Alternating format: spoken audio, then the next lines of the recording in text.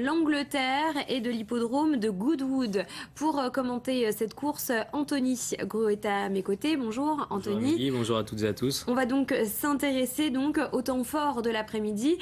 C'est les Success Stakes et donc c'est un groupe 1 où le champion français Solo va s'exprimer d'ici quelques instants. C'est ça, un champion en piste Solo qui tente de faire aussi bien que Big Stone, qui est le dernier français à avoir remporté cette épreuve. C'était en 1993, donc Solo tente un véritable exploit. C'est un champion, on le connaît, ce Solo, puisqu'il reste notamment sur une plaisante victoire dans les Cooney Stakes. Avant ça, c'était une victoire dans le Prix d'Ispahan. C'est simple, il reste sur 7 victoires consécutives, dont 3 groupes 1, et donc ce Solo va tenter de remporter cette épreuve.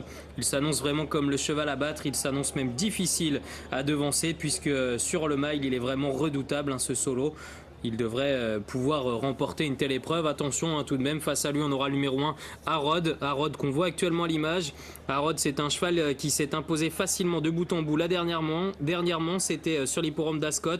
Ce jour-là, il s'imposait plaisamment. Il avait attendu dans la première partie du peloton et il s'est imposé finalement assez facilement. C'est un concurrent qui est monté par Andrea Atzeni.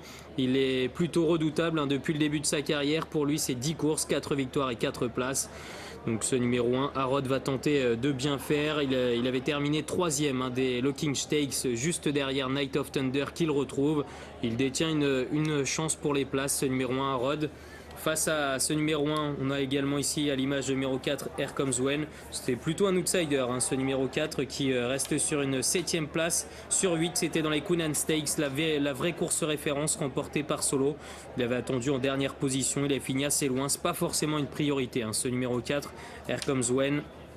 14 courses au compteur pour lui, 5 victoires et 2 places. Mais aujourd'hui, ça s'annonce plutôt compliqué pour ce numéro 4. Il faudra se méfier dans cette épreuve du numéro 2, Cougar Mountain. Cougar Mountain, c'est l'entraînement de Aidan O'Brien. Aidan O'Brien qui a déjà remporté à 4 reprises cette épreuve. Un tandem qui s'est imposé dans la précédente, un groupe 3. Joseph O'Brien et Aidan O'Brien qui se sont illustrés tout à l'heure. Et ce numéro 2, Cougar Mountain, reste sur une 4e place sur 5. C'était dans les Eclipse Stakes, remporté par le champion Golden Horn. Il avait attendu derrière les premiers, il a fini à son rythme. C'était pas forcément une super performance, mais attention, c'était sur 2000 mètres. Il revient sur 1600 mètres, une distance qui semble la sienne, puisqu'avant ça, il s'était classé 3e sur cette distance dans les Cooney Stakes. Et c'était vraiment bien ce jour-là. Il avait attendu en avant-dernière position, il avait très bien terminé, échouant de peu pour la 2e place face à Ésotérique. Donc il faut se méfier du numéro 2, Cougar Mountain, dans cette épreuve, pour une surprise. Alors qu'on voit les chevaux qui sont au rond de présentation ici. Solo qui va tenter de remporter cette épreuve, de faire aussi bien que Big Stone, je le disais. Alors on va continuer de présenter les chevaux de cette épreuve. On a parlé du numéro 1, on a parlé également du numéro 2, Cougar Mountain.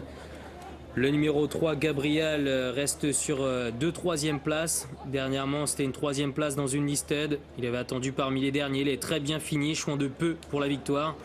Gabriel a déjà pris part à cette épreuve, c'était en 2012, il s'était classé 3e sur 4. Une épreuve remportée par Frankel, fait partie des outsiders, ce numéro 3, Gabriel.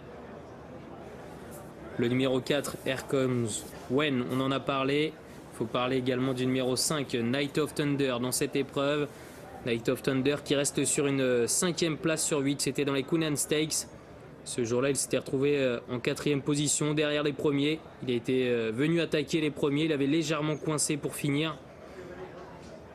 Night of Thunder qui avait remporté auparavant les Locking Stakes, juste devant Harrod qui se classait 3e.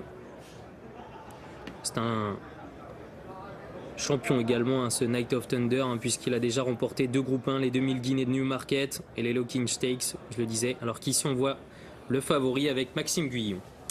Alors, on va faire un petit point rapide sur l'hippodrome d'Anguin avec vous, messieurs, en sachant que le prix de Jonquière, donc la 5e épreuve, partira à 16h15. Oui, et on va vous proposer rapidement les hits de tous les concurrents qui participent à cette course. C'est l'une des plus belles sur le plan sportif, une épreuve qui rassemble des trotteurs de 4 ans. Allez, on commence avec Ben Doulbet. Si on voyait le vrai Ben Doulbet, ce serait une belle chance, mais malheureusement, c'est un trotteur dont la carrière a été interrompue par des ennuis de santé. Mais attention, car il a l'air fringant. Sa rentrée récente ici en Gain est bonne. Oui, au niveau chauffement, c'est bien. Il envoie bien, il n'a pas de raté. Passe au numéro 2 Barry avec Alexandre Abrivard, concurrent qui est toujours à l'arrivée lorsqu'il est sage. Et lui, un beau coffre, belle poitrine, bien éclatée, donc tout en muscle. 12 contre 1, on s'en méfie. C'est parfait. Ouais, il va apprécier ce profil en tout cas.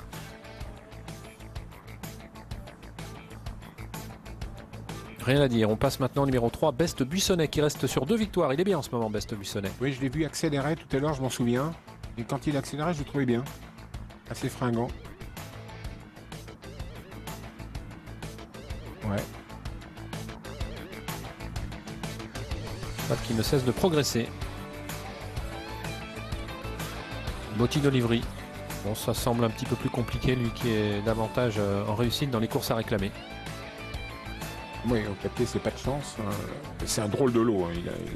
Normalement, c'est dur. Et puis bon, là, l'enthousiasme pas forcément, mais c'est pas mal. Pilote est en forme. Il a gagné 2 courses aujourd'hui, on le rappelle, Gabi Gelormini. Ouais.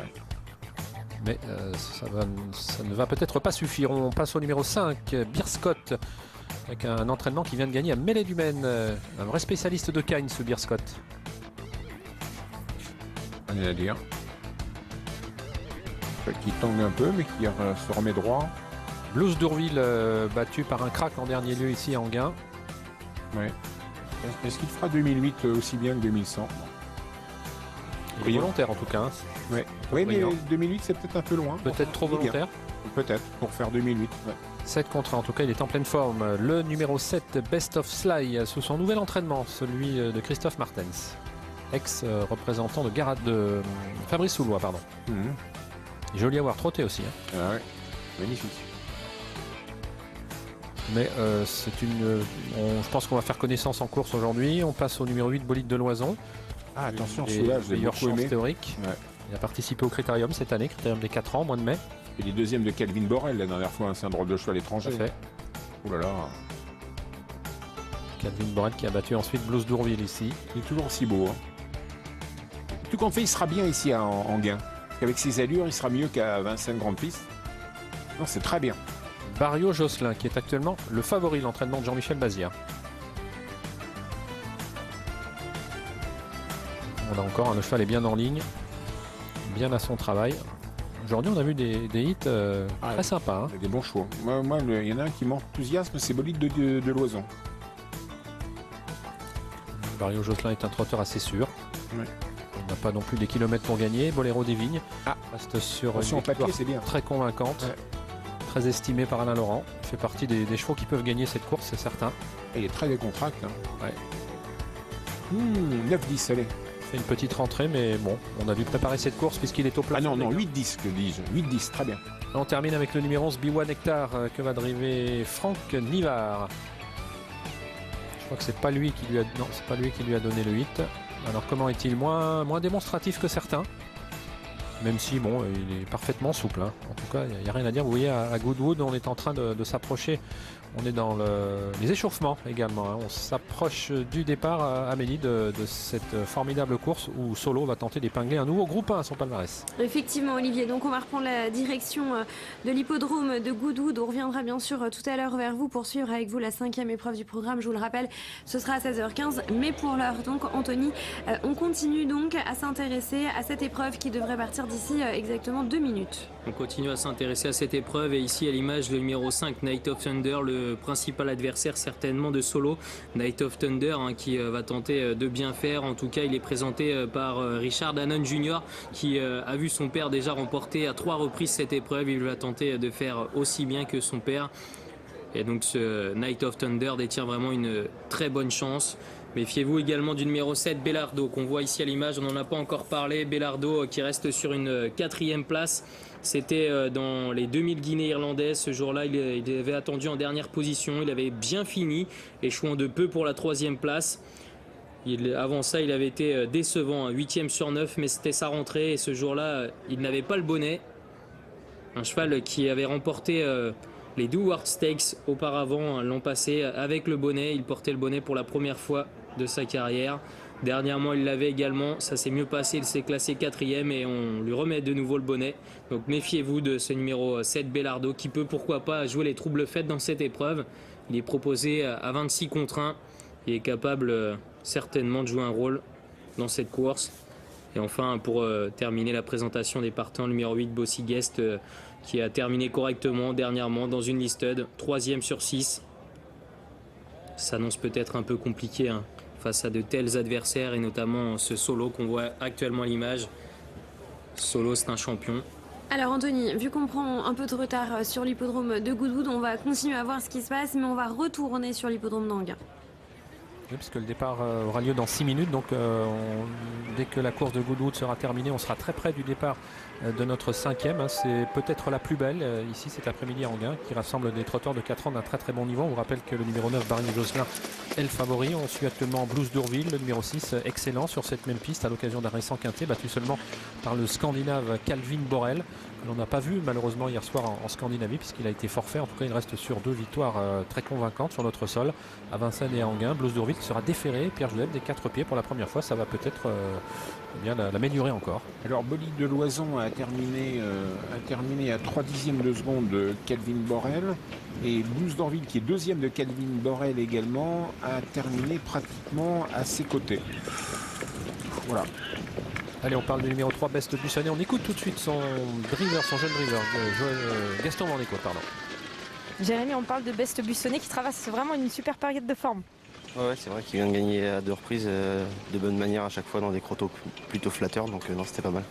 La dernière sortie, c'était sur l'hippodrome de Vincennes. C'était au mois de juin. Alors, il y a un petit peu d'espace entre les deux courses. Est-ce que ça doit être un petit doute?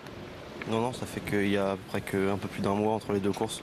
Le cheval, il avait couru à 8 jours les 2 fois précédentes, donc il fallait lui redonner un peu de fraîcheur.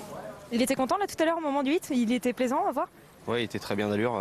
Après, c'est un bon cheval, donc au 8, souvent c'est bien. Maintenant, après, il reste toujours un petit peu loulou quand même. Alors on regardait l'opposition, on pensait notamment à Barry qui est appuyé au betting, il l'a déjà rencontré, il l'a déjà battu. Voilà, il y a 2-3 chevaux qui se détachent dont le vôtre fait partie, mais il est capable de briller une nouvelle fois? Bah ouais, après on commence à monter les catégories, mais le mien il a de la qualité, je ne l'échangerai pas contre un autre. Merci Gaston. Notons quand même qu'il n'est pas déféré par rapport à ses dernières tentatives. Ce Best Buissonnet, est-ce que ça peut avoir son incidence? Peut-être pas. Toujours, mais bon, c'est toujours oui, un peu une incidence. c'est toujours un moins quand même, lorsque Ouais. l'on court bien déféré, que l'on se retrouve ferré. Et quand on se heurte à des chevaux qui vous valent, quoi, pratiquement. Ou qui sont peut-être même un peu meilleurs que vous, parce que Bolide de Loison, Bolero Lévin, c'est des drôles de tontons. Tout à fait. Mais en tout cas, c'est un trotteur d'avenir, quoi qu'il Ouais, arrive ouais, aujourd'hui. ouais, Ce ouais. numéro 3, Best Buissonnet, qui a quand même triomphé 3 fois depuis le début de la Oui, saison. et puis il y a Ce des n'est classes pas rien. astronomiques, alors qu'en fin de compte, il a toujours eu des moyens, mais bon, il était passé de bêtises. Alors, nous sommes à 3 minutes du départ ici à Anguin. Je ne sais pas si nous allons pouvoir suivre Goodwood en direct, puisque les concurrents ne sont toujours pas rentrés dans les stalles. Voici le numéro 1, Ben Duhoulbeck, qui a toujours bien fait ici à Anguin, qui est déféré des antérieurs pour la première fois, qui après quelques mois d'inactivité vient d'avoir un bon comportement dans Oh, faute de le blues. de Villiers. Ouais, faute de Blues d'Urville. Bon, et Mathieu Vautier qui le laisse faire. Alors, on surveille quand même dans la petite fenêtre ce qu'il se passe à Goodwood. On s'approche des stalles. Oui, quand on est sans enraînement, quand on se met à la faute, moi, on est au galop quand même pendant un petit moment, quoi. Ouais. Alors, on a suivi tout à l'heure Ben Duhoulbeck qui avait l'air assez convaincant. On va écouter rapidement son driver, Franck Ouvry. Franck, on parle avec vous du 501 Ben Duhoulbeck pour l'entraînement de Frédéric Pratt, déféré des 4 pieds pour la première fois, ça attire l'œil? Bah oui, si vous avez vu sa course la dernière fois avec Frédéric Ferré, il courait très très bien, il vient prendre une 7-8e place. Non, le cheval, bon, c'est un boulot, attention, mais non, il est capable de prendre une bonne place. C'est magnifique, un Bolide de Loison tout à l'heure. Moi, faveur pour le 8. Alors messieurs, étant donné qu'il est 16h13 et que la course sur l'hippodrome d'Anguin va partir dans 2 minutes, ce que je vous propose, c'est que malheureusement on ne pourra pas suivre en direct la course de Goodwood. En revanche, bien évidemment, on vous la diffusera juste après celle d'Anguin, donc en différé. Voilà les deux courses qui vont se chevaucher. On espère bien sûr que Solo va poursuivre bien sûr sur sa lancée, lui qui a été vraiment très impressionnant à l'occasion de ses récentes victoires au plus haut niveau. On reviendra bien sûr tout à l'heure sur Goodwood. On suit donc nous les protagonistes de ce prix de Jonquière, qui est une course B. Course B qui sont juste en dessous des groupes. Alors, moi, j'ai une préférence, c'est le 8, même si au papier, j'aime bien Bolero Divine quand même. Mais Bolide de Loison, moi, il m'a impressionné. Et puis, il m'avait impressionné à plusieurs reprises cet hiver. Il est un tout petit peu déçu après son groupe 1, mais c'est quand même bien aujourd'hui.